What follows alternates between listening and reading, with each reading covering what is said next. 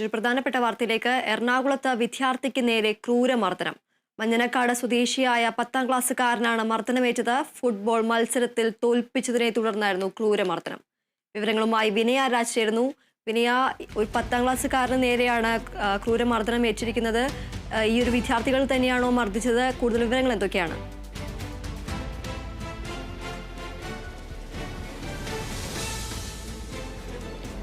ദീപ്തി, വെള്ളിയാഴ്ചയാണ് ഈ കേസിന് ആസ്പദമായിട്ടുള്ള സംഭവം നടന്നത്. എറണാകുളത്താണ് വിദ്യാർത്ഥിക്ക് നേരെ ക്രൂരമർദ്ദനം നടന്നിട്ടുണ്ടായിരുന്നത്. ഫുട്ബോൾ മത്സരത്തിൽ തോൽപ്പിച്ചു എന്നത് ചൂണ്ടിക്കാണിച്ചുകൊണ്ടായിരുന്നു വിദ്യാർത്ഥിയെ മർദ്ദിച്ചതെന്നാണ് ഇപ്പോൾ പരാതി നൽകിയിരിക്കുന്നത്.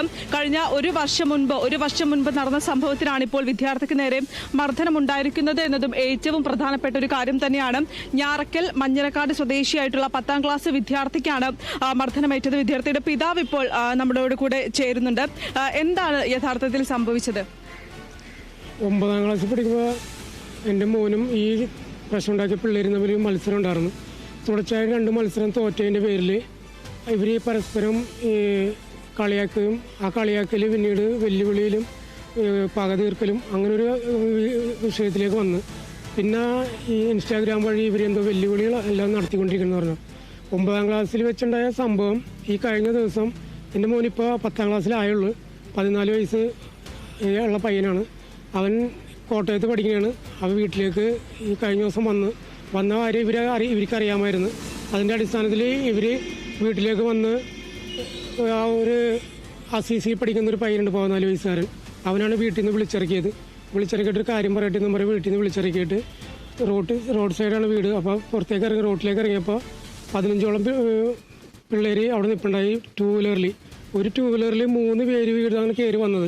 അങ്ങനെ കയറി വന്ന പിള്ളേർ 10-15 പിള്ളേർ അവർക്ക് അടുത്തേക്ക് കൊണ്ടുപോയും അവരെ വട്ടം വളഞ്ഞ് ചെന്നിട്ട് ഇവരെ 2 പിള്ളേർ അതിൽ എന്തോ ജൂഡോ പഠിക്കുന്ന പിള്ളേരുണ്ട്. ആ ജൂഡോ സ്റ്റൈലിലാണ് പിന്നെ ആ പിള്ളേരെ എൻ്റെ മോനെ ഇടിച്ചത്. മൂത്തിട്ട് പഞ്ച് ചെയ്ത് ചെകിടത്തിൽ അടിച്ചിട്ടുണ്ട്. പിന്നെ അത് കഴിഞ്ഞ് ഇടിച്ചതിന് മർദ്ദിച്ചതിന് ശേഷം നേരെ പൊക്കി 2 വീലർ കയറ്റി ഇവർ എൻ്റെ വീട്ടിൽ നിന്ന് 3 കിലോമീറ്റർ ദൂരമുള്ള ടർഫിലേക്കാണ് കൊണ്ടുപോയത്. ഇവർ ആദ്യം കൊണ്ടുപോകുമ്പോൾ എടവനക്കാട് ബീച്ചിലേക്കാണ് കൊണ്ടുപോകുന്നത്. നമ്മുടെ ഏരിയയിലേക്ക് കൊണ്ടുപോയി തല്ലാടാന്നും പറഞ്ഞാണ് ഇവർ കയറ്റിയത്. അതിന് ഇവൻ കയറുന്ന ഒച്ച ഉണ്ടാക്കിയതിൻ്റെ പേരിൽ എന്തൊരു കാര്യം ചെയ്യും, ഇവനൊക്കെ ടർഫിൽ കൊണ്ടുപോടാ, ഇവൻ്റെ കൂട്ടുകാരും കൂടി കാണട്ടെ എന്ന രീതിയിലാണ് ഇവന്മാർ വീടിൻ്റെ അടുത്തു നിന്നുള്ള 3 കിലോമീറ്റർ ദൂരമുള്ള 2 വീലറിൽ ഇവർ ടർഫിലേക്ക് 2 വീലറിൽ കയറ്റി കൊണ്ടുപോയത്. മെയിൻ റോട്ടിൽ കൂടിയാണ് കൊണ്ടുപോയത്. എന്നിട്ട് ഇവന് ഒച്ച വെക്കാൻ പറ്റിയില്ല. കാരണം ഇവർ കൊന്നുകളയുമെന്ന് പറഞ്ഞാൽ പേടിച്ച് ഇരുന്നേച്ച് ടർഫിൽ കൊണ്ടുപോയിട്ട് ഇവരെല്ലാവരും അവനെ ക്രൂരമായി മർദ്ദിക്കുകയുണ്ടായത്. മർദ്ദിയെന്ന് വെച്ചാൽ ഈ തരക്കാരി പിള്ളേരാണ് കുഴപ്പമില്ല. ഇവൻ്റെ സെയിം പ്രായക്കാരനല്ല. പ്രായക്കാരൻ മർദ്ദിക്കുന്ന ഒരുത്തിനുള്ളു. അവൻ്റെ ചേട്ടന്മാരും ചേട്ടൻ്റെ കൂട്ടുകാരന്മാരാണ് മർദ്ദിച്ചത്. അതായത് 17 വയസ്സ് 18 വയസ്സ് അടുക്കെ ഉണ്ട് ഈ പിള്ളേർക്ക്. ഈ ഇത്ര ചെറിയ പിള്ളേരാണ് ഈ വലിയ പിള്ളേരെ ആക്രമിക്കുക എന്ന് വെച്ചാൽ ഞങ്ങളുടെ നാട്ടിൽ ആദ്യത്തെ സംഭവം വൈപ്പിൻകരയിൽ ഇങ്ങനെ ഒരു സംഭവം ഉണ്ടായിട്ടില്ല. ആദ്യത്താണ്. ഇവന്മാർ സ്ഥിരം കുറ്റവാളികളാണ്. ഇവർ എപ്പോഴും പല സ്ഥലത്തും പ്രശ്നം ഉണ്ടാക്കിയിട്ടുണ്ടെങ്കിൽ അത് സോൾവ് ചെയ്ത് രക്ഷപ്പെടുകയാണ് ചെയ്യണത്. അതിൻ്റെ അടിസ്ഥാനത്തിൽ ഈ അഹങ്കാരം കൊണ്ടാണ്. പിന്നെ ഇവർ വീട്ടിൽ നിന്ന് വിളിച്ചിറക്കി തട്ടിക്കൊണ്ടുപോയി കൊലപാതക ശ്രമം ഇതെല്ലാം ടർഫിൽ കൊണ്ടുപോയി മർദ്ദിച്ച് അവശതാക്കിയിട്ട് ഇവനെ വീണ്ടും എടവനക്കാട് ബീച്ചിലേക്ക് കൊണ്ടുപോകാമെന്നും പറഞ്ഞ് ഈ പയ്യനെ വലിച്ച് കയറ്റി വണ്ടി കയറ്റാൻ ശ്രമിക്കുമ്പോൾ ടർഫിൻ്റെ ഫ്രണ്ടിൽ ഒരു ബൈക്കിരിപ്പുണ്ടായി. ആ ബൈക്കിൽ ഇവൻ തൂങ്ങി പിടിച്ച് കിടന്നിട്ട് അതിൽ നിന്ന് ഇവനും കൈ പിടിച്ച് വലിച്ച് കൊണ്ടുപോയിട്ട് പിന്നെ അത് കഴിഞ്ഞ് വീണ്ടും മെയിൻ ഗേറ്റിൽ വന്നിട്ട് മെയിൻ ഗേറ്റിൽ ഇവൻ തൂങ്ങിക്കിടന്നു. എൻ്റെ മോൻ തൂങ്ങിക്കിടന്നപ്പോൾ അവരെ പൊക്കിയെടുത്ത് വണ്ടി കയറ്റി എടവനക്കാട് ബീച്ചിലേക്ക് കൊണ്ടുപോകാമെന്നും പറഞ്ഞാണ് ഇവന്മാർ ശ്രമിച്ചത്.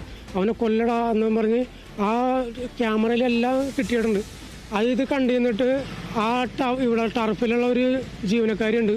ആ ജീവനക്കാർ ഓടി വന്ന് കരഞ്ഞ് ഒച്ചപ്പാടും ബഹളവും ഒക്കെ ആയപ്പോഴാണ് ഇവനെ വിട്ടത്. അതല്ലെങ്കിൽ ഈ പയ്യനെ പൊക്കി വണ്ടിയിലിരുത്തി എടവനക്കാട് ബീച്ചിൽ കൊണ്ടുപോയി കടലിൽ കൊണ്ടുപോയി മുക്കി പിടിച്ച് കൊന്നുകളഞ്ഞാൽ ഇന്നിപ്പോൾ എൻ്റെ മോൻ്റെ ശവമായിരിക്കും കിട്ടണത്. ഇത് യാതൊരു കാരണവശാലും ഇങ്ങനെ ഇനി മേലിലൊരിക്കലും സംഭവിക്കാൻ പാടില്ല. സംഭവത്തിൽ പോലീസ് സ്റ്റേഷനിൽ പരാതി നൽകിയിട്ടില്ലേ? പോലീസ് സ്റ്റേഷനിൽ പരാതി നമ്മൾ ചെയ്തിട്ടുണ്ട്. ശനിയാഴ്ച രാവിലെ കൊണ്ട് പരാതി കൊടുത്തിട്ടുണ്ട്. ഞാറക്കൽ പോലീസ് സ്റ്റേഷനിൽ കൊണ്ട് പരാതി കൊടുത്തിട്ടുണ്ട്. അപ്പോൾ ഞാറക്കൽ CIനെ കാണാൻ പറ്റിയില്ല. ശനിയാഴ്ച രാത്രിയാണ് എന്നെ വിളിപ്പിച്ചത്. CI വളരെ മര്യാദയും മാന്യമായിട്ടാണ് എന്നോട് പെരുമാറിയത്. അദ്ദേഹം വേണ്ട എല്ലാ സഹായവും ചെയ്തു തരാം. എനിക്കൊരു 3 ദിവസം സമയം തന്നെ ഈ TV എന്നുള്ള റിപ്പോർട്ട് അവിടെ ചെന്ന് ഞാൻ റിപ്പോർട്ട് കംപ്ലീറ്റ് എടുത്തിട്ട് എല്ലാവരും വിഷ്വൽ നോക്കി ഞാൻ കൊണ്ടുവന്ന് നിങ്ങളുടെ മുമ്പിൽ തരാം, എന്നിട്ട് നമുക്ക് എന്താ ചെയ്യാമെന്ന് പറഞ്ഞ് ഉറപ്പ് തന്നിട്ടുണ്ട് CI. മകന്റെ ആരോഗ്യനില ഇപ്പൊ എങ്ങനെയുണ്ട്? ആരോഗ്യം എന്ന് വെച്ചാൽ എല്ലാവരും കൂടി മർദ്ദിച്ചതിൻ്റെ പേരിൽ അവന് ബോധം എന്ന് പറയുന്ന സാധനം ഉണ്ടായില്ല. കാരണം ഈ ഞായറാഴ്ചയാണ് അവൻ വിഷ്വൽ കാണുന്നത്, വീഡിയോ ഞാൻ കാണിച്ചു കൊടുത്ത്. അപ്പോഴാണ് അവൻ ചോദിക്കണത് എന്നെ ഇത്രയും തല്ലിയ എന്ന് പയ്യൻ ഇപ്പോഴാണ് അറിയണത്. അതിനുശേഷം ഇപ്പോൾ ഞായറൊക്കെയെന്ന് ഇത് തന്നിട്ടുണ്ട്. ഡോക്ടർ തലക്ക് സ്കാൻ ചെയ്യാൻ, ബോഡി സ്കാൻ ചെയ്യാൻ വേണ്ടി പറഞ്ഞിട്ടുണ്ട്. ഇതിൻ്റെ അർത്ഥത്തിലാണ് ഞങ്ങളിപ്പോൾ എറണാകുളം ഹോസ്പിറ്റലിൽ വന്നിരിക്കുകയാണ് സ്കാൻ ചെയ്യാൻ വേണ്ടി. ഇനി റിപ്പോർട്ട് കിട്ടിയിട്ട് വേണം അടുത്ത ഇത് എന്താണെന്ന് ചെയ്യാൻ വേണ്ടി. ഞങ്ങൾ യാതൊരു കാരണവശാലും കോംപ്രമൈസിന് പലപ്പോഴും പലരും വിളിച്ചുകൊണ്ടിരിക്കുന്നുണ്ട്.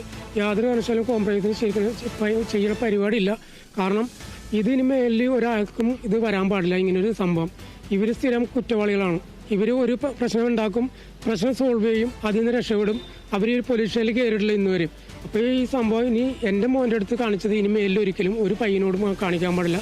യാതൊരു കാരണവശാലും വിട്ടുവീഴ്ചയില്ല. ഏതൊരറ്റം വരെ ഞാൻ പോകാൻ തയ്യാറായിരിക്കുകയാണ്. ആ ഒരു ഇതിൽ യാതൊരു വിട്ടുവീഴ്ചയും ഞാൻ തയ്യാറല്ല.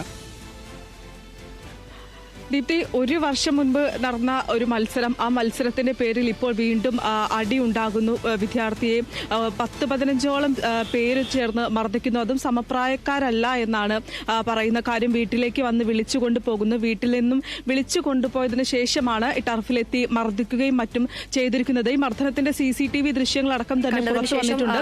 ഈ ദൃശ്യങ്ങളിൽ നിന്നടക്കം തന്നെ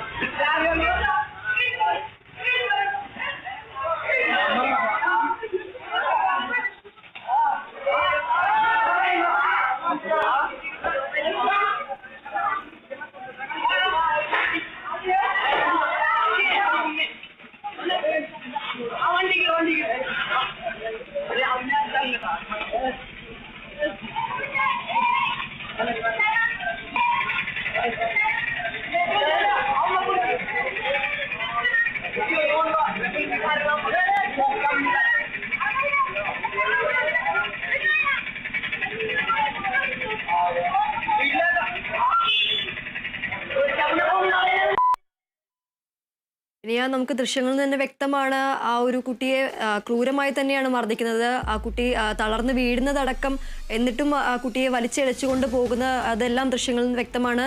ആ ദൃശ്യങ്ങളിൽ നിന്ന് പിതാവ് സൂചിപ്പിച്ചപ്പോൾ തന്നെ ആ കുട്ടീനേക്കാൾ ഒരുപാട് വയസ്സിന് മുതിർന്ന ആളുകൾ തന്നെയാണ് ഈ ഒരു മർദ്ദിക്കുന്നത് എന്നടക്കമുള്ള കാര്യങ്ങൾ നമുക്ക് ഈ ഒരു ദൃശ്യങ്ങളിൽ നിന്ന് വ്യക്തമാണ്. ക്രൂരമായ പീഡനം തന്നെയാണ് കുട്ടിക്ക് ഏറ്റിരിക്കുന്നത് എന്നടക്കമുള്ള കാര്യങ്ങളാണ് പിതാവിന്റെ ഭാഗത്തു നിന്ന് വരുന്നത്. ഇനി അവർ ഈ നിയമപരമായി തന്നെ മുന്നോട്ട് പോകാൻ തന്നെയാണോ തീരുമാനം?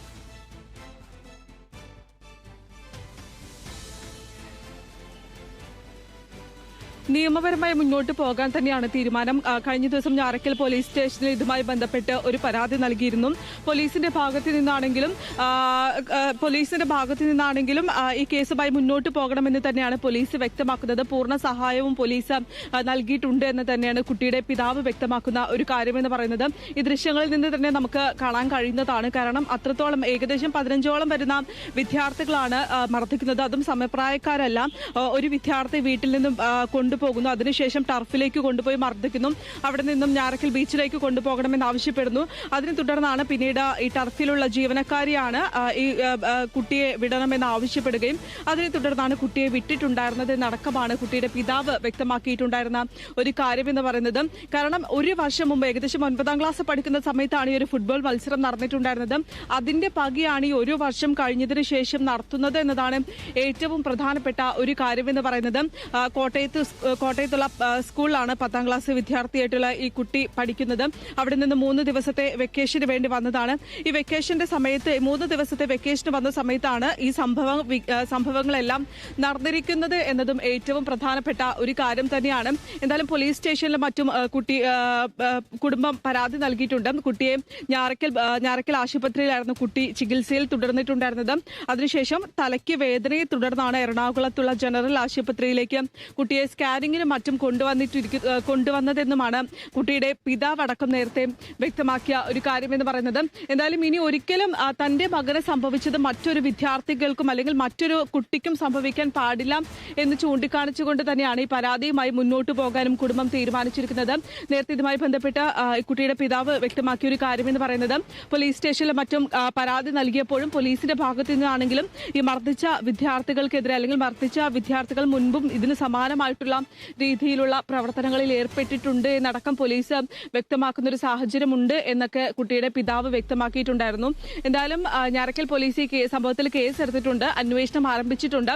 ഇനി വരും ദിവസങ്ങളിൽ ഇതുമായി ബന്ധപ്പെട്ടിട്ടുള്ള പുരോഗതികൾ അല്ലെങ്കിൽ കേസുമായി ബന്ധപ്പെട്ടിട്ടുള്ള പുരോഗതികൾ അടക്കം ഉണ്ടാകുമെന്ന് തന്നെയാണ് കുട്ടിയുടെ പിതാവ് വ്യക്തമാക്കുന്നത്.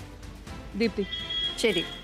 എറണാകുളത്ത് വിദ്യാർത്ഥിക്ക് നേരെ ക്രൂരമർദ്ദനം ഫുട്ബോൾ മത്സരത്തിൽ തോൽപ്പിച്ചതിനെ തുടർന്നാണ് 10ാം ക്ലാസ്സുകാരനെതിരെ മർദ്ദനമേറ്റത്. മഞ്ഞനക്കാട് സ്വദേശിയായ 10ാം ക്ലാസ്സുകാരനാണ് വിദ്യാർത്ഥിയെ മർദ്ദിച്ചത്. മത്സരത്തിൽ തോറ്റ ടീമാണ് എന്നടക്കമുള്ള കാര്യങ്ങളാണ് പുറത്തു വരുന്നത്. വിനയ രാജാണ് വിവരങ്ങൾ നൽകിയത്.